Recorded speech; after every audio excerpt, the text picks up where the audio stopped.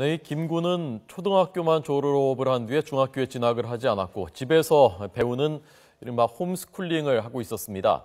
이번에 터키 여행 보내주면 갔다 와서 검정고시도 치고 열심히 하겠다라고 부모에게 졸랐다는 것입니다. 집에만 있었기 때문에 외부와는 잘 어울리지를 않았고 그래서 부모님들이 걱정을 했었던 것으로 전해졌습니다. 이 IS, 최악의 테러 집단이라는 IS가 원유를 팔아서 만드는 막대한 재력을 바탕으로 해서 서방 국가들 중심으로 젊은이들 15,000명을 집중 유인 포섭하고 있습니다. 아직 확인되진 않았습니다만 혹시 이런 경우인가, 이런 경우가 아닌가 해서 걱정을 하고 있는 것이고 지금 드러나는 정황들로 봤을 때는 그 가능성이 조금씩 더 높아지고 있습니다. 계속해서 전준형 기자 리포트 보시겠습니다.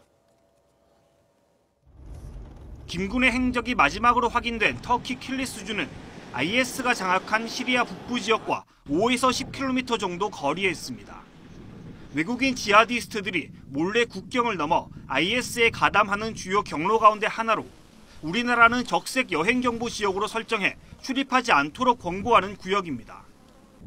인구 8만 9천 명의 소도시인 만큼 키 180cm의 동양인이 돌아다녔다면 경찰은 쉽게 목격자를 확보할 수 있지만 아직 김 군의 소재를 파악하지 못하고 있습니다.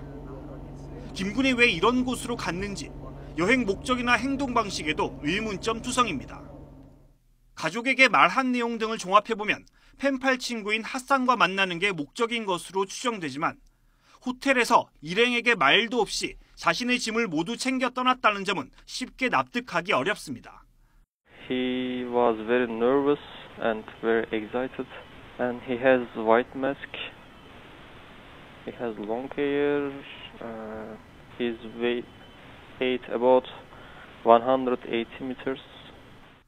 이 때문에 김 군이 IS에 가담하기 위해 시리아로 떠났을 것이라는 추측과 함께 핫산이라는 인물도 평범한 펜팔 친구가 아닌 IS 대원일 가능성이 크다는 분석도 나오고 있습니다.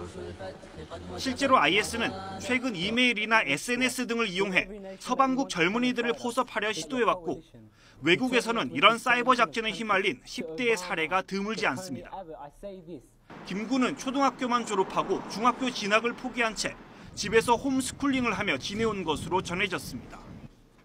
경찰은 김 군이 SNS나 이메일 등을 통해 핫산과 어떤 내용의 교신을 했는지 살펴보고 있는 가운데 김 군의 소재에 대한 궁금증은 더욱 커지고 있습니다.